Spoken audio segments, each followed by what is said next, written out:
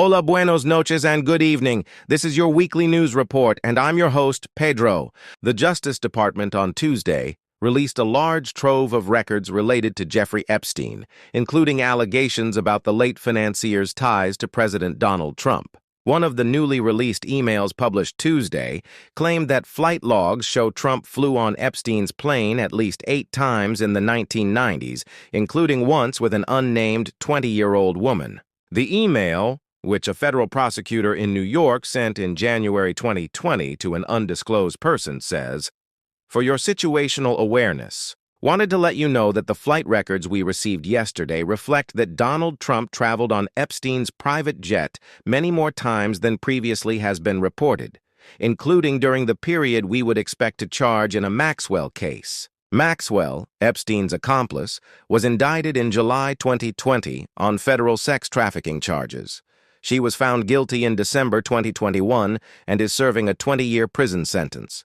Another item that was released Tuesday was a note signed by J. Epstein, addressed to Larry Nassar, the sports doctor who was convicted of sexually abusing numerous girls and women in his care. Nassar, 62, is serving a prison sentence of 40 to 175 years behind bars. An envelope also released in the same batch bore a postmark of Aug 13, 2019, at a U.S. Postal Service facility in Northern Virginia, 3 days after Epstein died in his jail cell in New York City while he was awaiting trial on sex trafficking charges. Investigators say he died by suicide in jail. Now here's Rafa with our next top story. North Korea on Thursday displayed apparent progress in the construction of a nuclear-powered submarine, with state media photos showing a largely completed hull, as leader Kim Jong-un condemned rival South Korea's push to acquire the technology.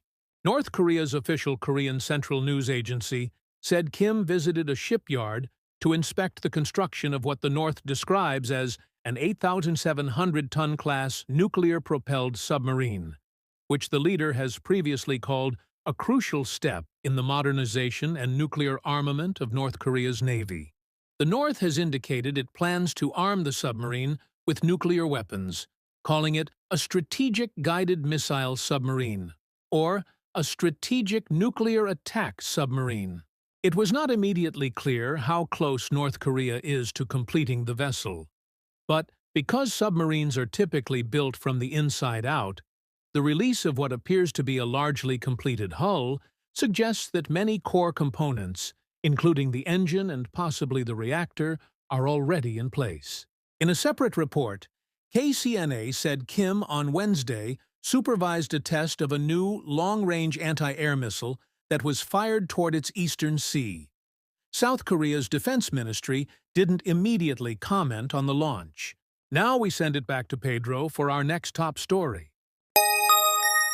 President Donald Trump and Ukrainian President Volodymyr Zelensky are set to meet in Florida on Sunday, a possible sign of progress in U.S.-backed talks to end the nearly 4-year war between Russia and Ukraine.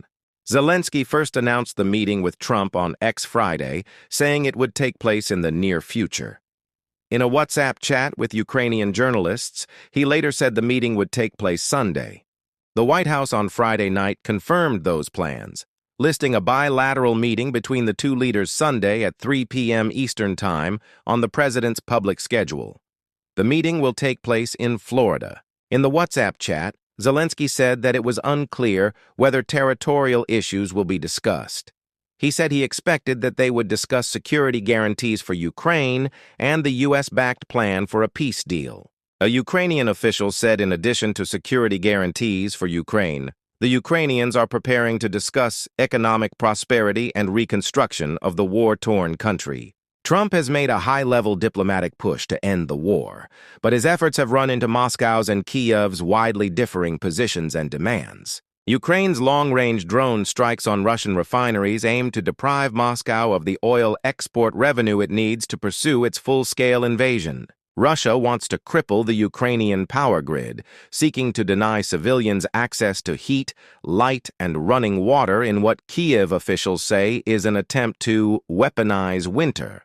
Now here's Ariana with a look at your New Year's week forecast.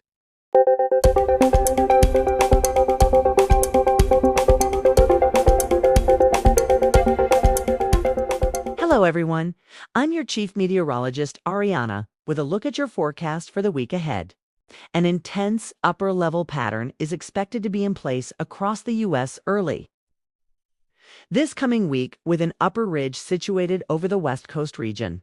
This pattern will continue throughout the entire week with a reinforcing cold front across the east, and the upper ridge moving inland across the Intermountain West and the Colorado Rockies. Rain and mountain snow makes a return by Thursday across the West Coast region as two separate systems from the Pacific affect the region. Lake affect snow is expected in the wake of the strong departing low-pressure system for the Great Lakes region, which will enter southeastern Canada by Tuesday morning. This will result in heavy snow accumulations for the region, especially for portions of upper state New York, where 1 to 2 feet of snow is looking like a big possibility. Light snow from a clipper system is expected from the Midwest region to the Ohio Valley. This system will reinforce the cold air mass that will already be in place. A weakening low-pressure system from the subtropics will head towards Southern California and the southwestern deserts region, bringing the possibility of moderate rainfall between Thursday and Friday. Rain and mountain snow become more widespread across the west by Friday into Saturday. Here's a look at your 7-day forecast for the Phoenix, Arizona area. We'll see partly cloudy skies to start the week with highs very pleasant in the upper 60s. Then another low-pressure system makes its way in the region by mid to late week, with rain chances returning and temperature in the upper 50s to low 60s. That will do it for your New Year's week forecast. Now we send it back to Pedro. That will do it for this week's weekly news report.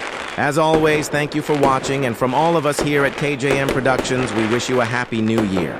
Gracias por vernos. Y de parte de todo el equipo de XXII Productions, les deseamos un feliz año nuevo.